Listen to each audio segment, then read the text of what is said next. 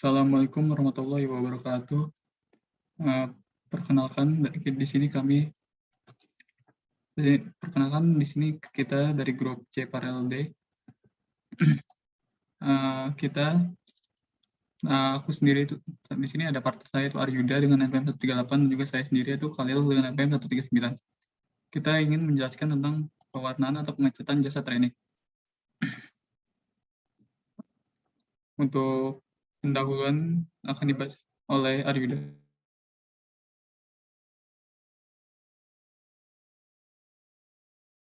Ya, yang pertama pendahuluan ya, terkait pewarnaan mikroorganisme adalah salah satu cara untuk mengamati karakteristik mikroorganisme yang meliputi morfologi sel, pengembangan sel, dan struktur sel yang spesifik. Nah, dengan adanya suatu pewarnaan struktur sel, maka akan terlihat lebih jelas bakteri atau mikroorganisme tersebut. Nah, terutama jika digunakan lebih dari satu pewarnaan. Karena struktur sel akan dapat dilihat dengan diwarnai dengan pewarnaan yang berbeda-beda.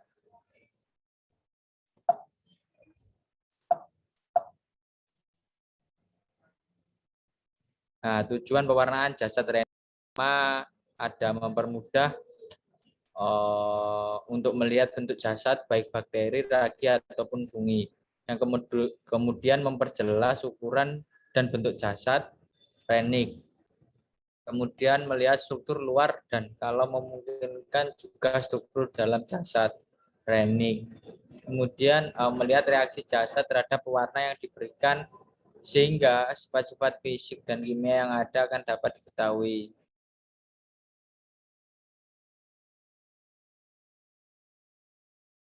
Kemudian pewarnaan gram menggunakan 4 jenis larutan, yaitu yang pertama larutan gram A atau kita bisa menggunakan pewarna kristal violet, merupakan sebuah cat primer yang akan memberikan warna mikroorganisme. Kemudian larutan gram B, kita menggunakan lubul iodin, merupakan sebuah cat murdan yang berfungsi untuk memfiksasi cat primer yang diserap mikroorganisme target. Kemudian ada larutan gram C, di mana yang digunakan adalah alkohol, merupakan sebuah larutan yang berfungsi untuk melunturkan cat sebelumnya atau dekoloris. Kemudian larutan gram D, kita menggunakan safranin, merupakan sebuah cat sekunder berwarna merah yang berfungsi sebagai pemberi warna mikroorganisme non-target.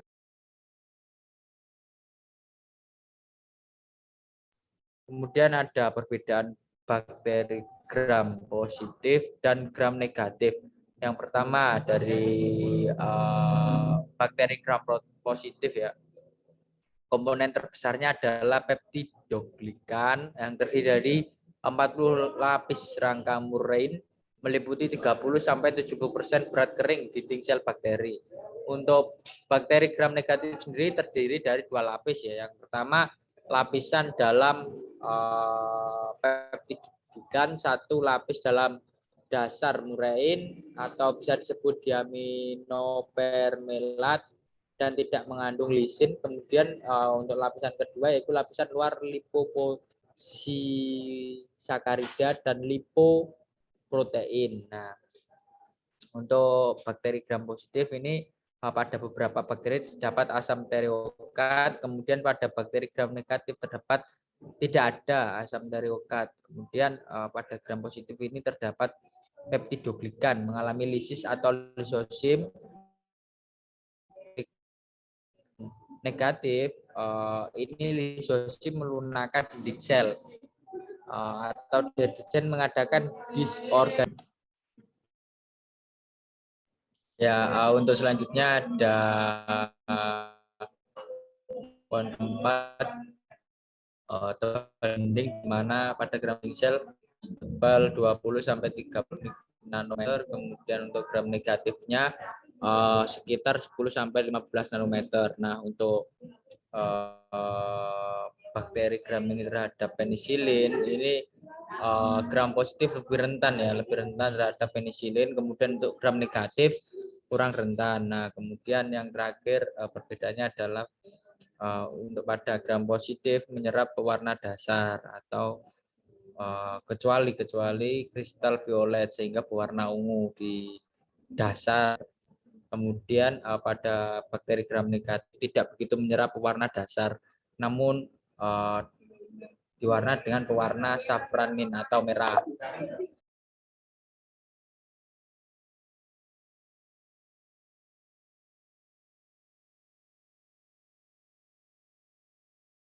Untuk selanjutnya ada hal-hal yang harus diperhatikan ketika melakukan pewarnaan bakteri ya. Yang pertama ada preparat bakteri harus benar-benar kering sebelum diwarnai. Kemudian dalam melakukan pewarnaan bakteri harus memperhatikan cat yang digunakan. Kemudian ketiga, untuk menghindari hilangnya sediaan pada preparat, cucilah sediaan dengan air mengalir secara perlahan-lahan. Kemudian selanjutnya adalah pewarnaan sederhana.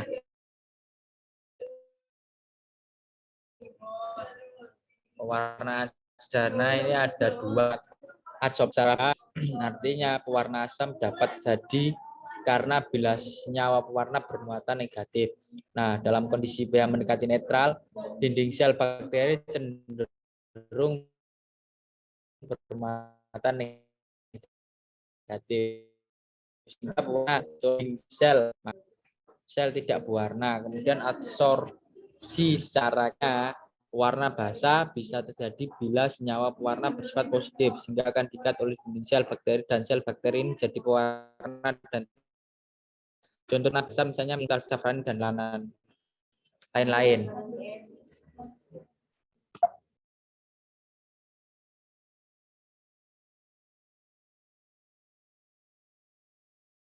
Kemudian ada warna negatif ya. Warna sederhananya yang pertama, warna negatif ada pewarna yang menggunakan pewarna asam seperti negrosin, eosin atau tinta India sebagai warna utama. Pewarna negatif dilakukan pada bakteri yang sukar diwarnai oleh pewarna sederhana seperti Spirochaeta. Kemudian ada pewarnaan gram atau metode gram adalah suatu metode empiris untuk membedakan spesies bakteri menjadi dua kelompok besar, yakni gram positif dan gram negatif, berdasarkan sifat kimia dan fisik dinding sel mereka.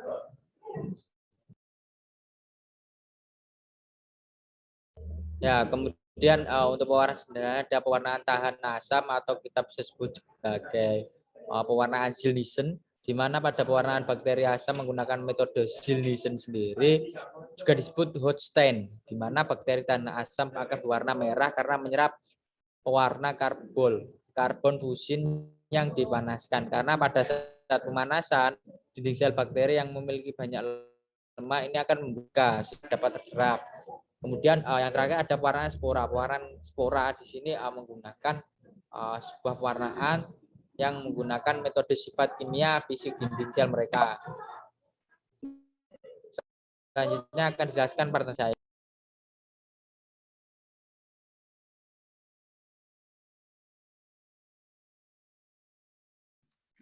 Oke, lanjut oleh saya, Khalil.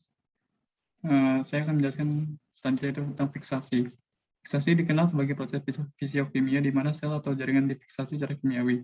Akibat jaringan atau sel dapat mengurangi pengobatan berturut-turut dengan reagen berbeda dengan kerusakan morfologi yang dapat diabaikan. Fiksasi yang ideal melibatkan perkembangan episode kimiawi yang rumit. Fiksasi harus mampu mempertahankan struktur seluler dan arsitektur jaringan dengan cara yang hidup. Untuk keperluan memprosesan jaringan dalam histopatologi, fiksasi jaringan dianggap sebagai langkah yang perlu dan esensial.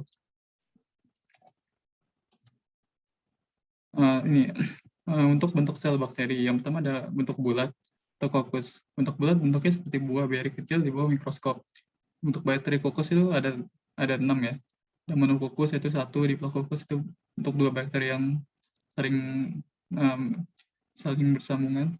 Lalu ada staphylococcus yang berbentuk seperti buah anggur. Streptococcus yang berbentuk sebagai seperti yang pada digambar, lalu sarkina, dan juga ada tetracoccus yang berbentuk 4. Lalu ada bentuk batang atau basil, yaitu bentuknya menyerupai bantang atau silinder. Beberapa basil panjang dan berlebar dan bentuknya lonjong dan bentuknya lonjong. Basil-basil ini menyerupai kokus sehingga disebut kokobasil. Lalu itu berbentuk bakteri atau spirilla. Bakteri spirilla atau spiral berupa lengkung lebih dari setengah lingkaran. Untuk struktur sel bakteri, yang pertama ada kapsul, yaitu umumnya kapsul tersusun atas polimer seperti polisakarida atau polipeptida atau keduanya. Yang kedua ada konsentrasi tiap zatnya. Konsentrasi tiap zatnya, maaf,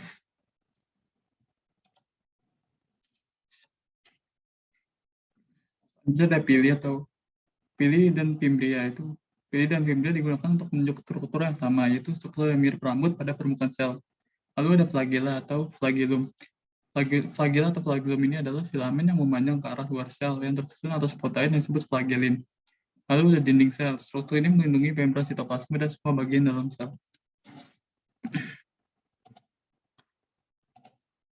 Lalu ada membran sitoplasma. Membran tipis ini membungkus cairan sitoplasma sel. Umumnya membran sitoplasma terdiri atas 60% protein dan juga 40% lemak, khususnya fosfolipid. Lalu ada keenam, itu sitoplasmanya. Lalu untuk sel prokaryotik, sitoplasma berarti apa saja yang terdapat di dalam membran sitoplasma. Lalu endospora. Endospora itu adalah bentuk istirahat dari sel bakteri yang dibentuk jika kondisi lingkungan itu buruk. Ini bentuk bakteri bisa dilihat dalam gambarnya. Lalu selanjutnya untuk aplikasi pengecatan jasa klinik. Saat ini kultur mikrobakteri adalah standar emas untuk mendeteksi M. tuberculosis, atau bakteri yang menyebabkan penyakit tuberkulosis atau muntah darah. Tetapi makan waktu dan memerlukan prosedur keselamatan khusus di laboratorium. Metode serologis nyaman tetapi tidak memiliki sensitivitas dan spesifitas. Meskipun teknik PCR cepat, namun mahal untuk penggunaan rutin di negara berkembang, di mana sebagian besar kasus tuberkulosis terjadi. Mikroskop apusan konvensional dengan pewarnaan Ziel-Nelson atau ZN adalah metode yang cepat dan praktis untuk mendeteksi basil tahan asam atau BTA, terutama di negara-negara berpenghasilan rendah, karena kecepatannya biaya rendah dan juga nilai prediktif positif yang tinggi untuk tuberkulosis. Namun metode Ziel-Nelson sangat terhambat oleh tingkat deteksi yang rendah, mulai dari 0% hingga 20% untuk spesimen CSF. Sekian presentasi tentang pengecatan jasa klinik dari grup C Paralel D. Sekian kurang lebihnya mohon maaf. Wassalamualaikum warahmatullahi wabarakatuh.